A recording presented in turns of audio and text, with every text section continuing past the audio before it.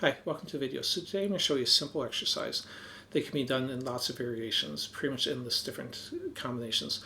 And the point of this exercise is to help you explore different chord possibilities, even if you don't know your chord theory well enough to know exactly what intervals should be in a specific chord.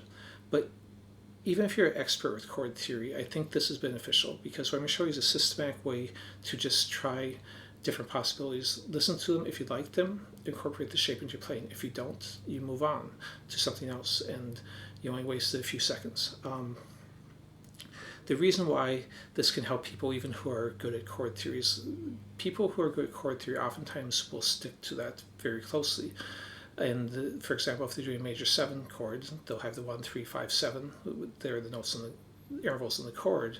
And if they want to narrow that down and simplify it to only 3 notes, then they'd play the 1, 3, 7, leaving off the 5 usually because you need the 3 to make it the major chord, the 7 to make it the major 7. And then while you sometimes can leave off a root, if someone else in the band is playing it, usually you're going to have the root also.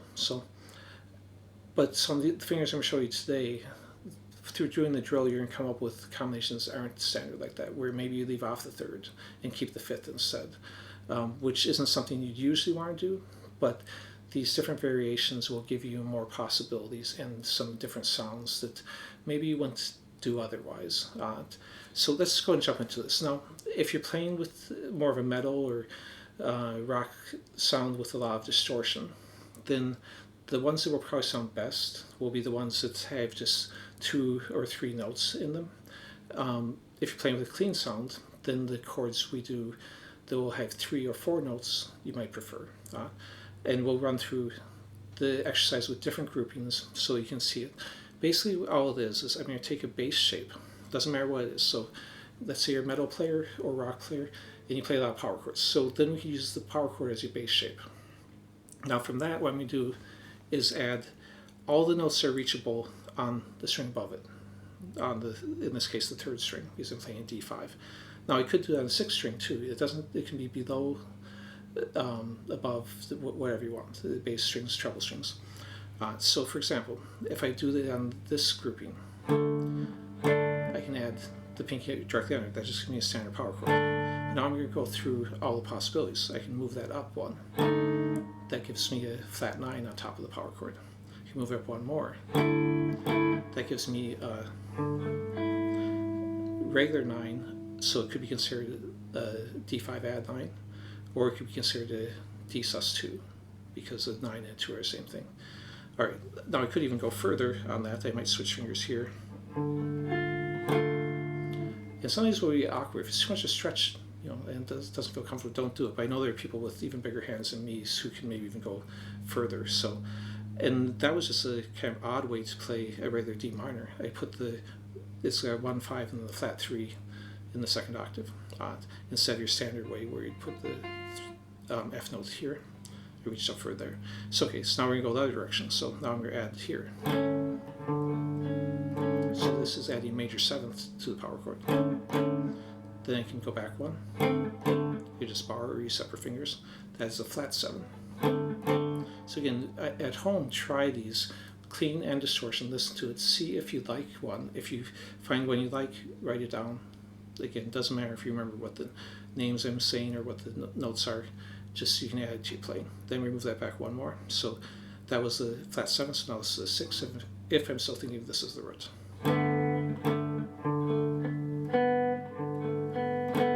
And then you can move back 1 more. Some of these little discordant ones might sound better individually picked. It might be a little bit too much if you're playing them as a chord. So that was basically like the sharp 5 on that, being a sharp or B flat. Okay, so now let's take other shapes. So now if you're thinking, okay, what other bass shapes can plug into this? We can do single note, 2 note, 3 note bass shapes. So if you're looking for other 2 note bass shapes, let's just run through the single note one quick. So I could do the 5, the sharp 5 is flat 6, 6, flat 7, flat 5, 4, 3, flat 3, 2.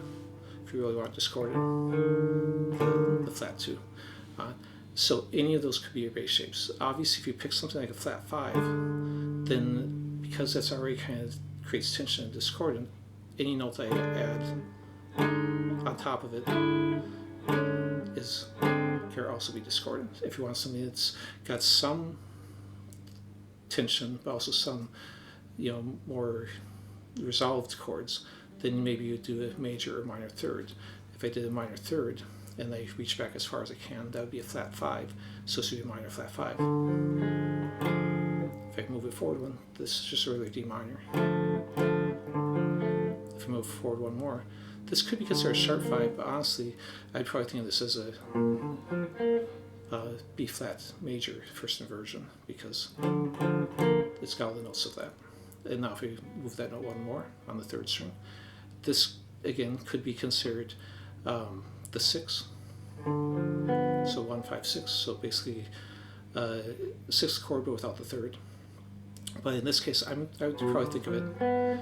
It's also all the notes in the B minor flat 5 inversions. So first inversion. So that's what I mean. A lot of these have more than one name. You can think of them as. So don't get too caught up in the names because it won't always be the same. It's just what you think of as a root. And since some of these can be considered inversions, the root can really be any of the notes.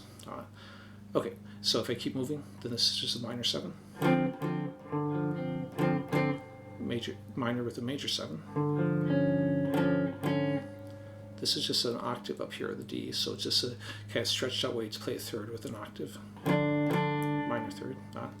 I could maybe go up one more. That'd give me the flat 9. Okay, so I was using minor. Let me go ahead and do a major, and then I'm going to switch it and move the bass notes instead of the high notes. So if I do a major, same thing. This could be a flat 5, regular 5. This could be an augmented triad. This could be, again, the 1 major and 6, or you could think of it as a B minor, first inversion. Here's a dominant, so a dominant 7, major 7,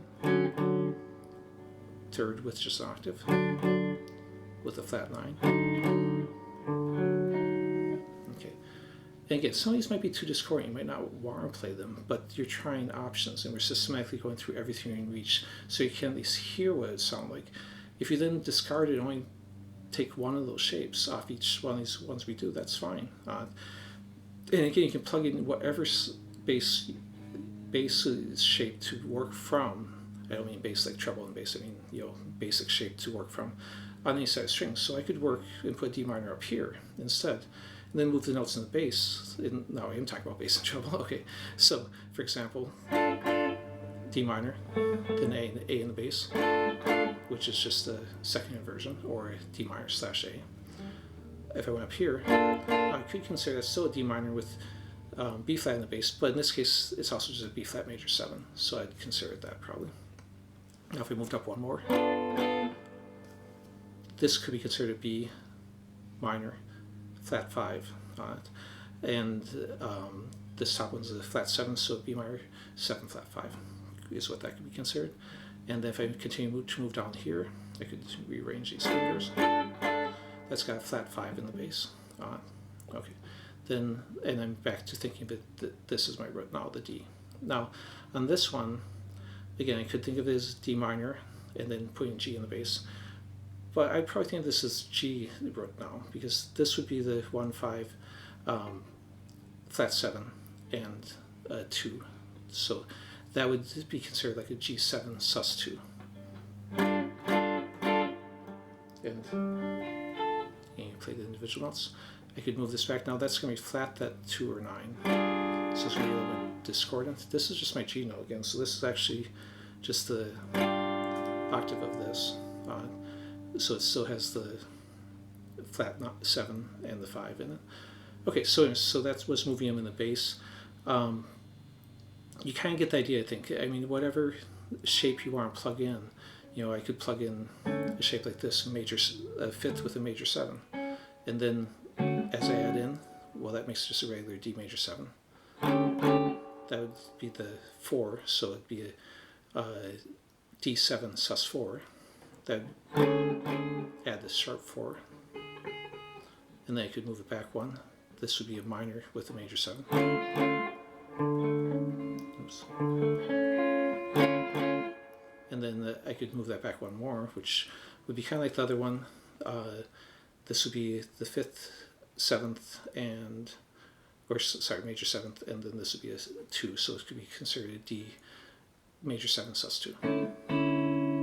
But if you notice, it's also just A major with D in the bass. So again, I could think of this as A major / D, or I could think of A major and D as the same as a 4 or 11 on A, so it could be an A major add 11.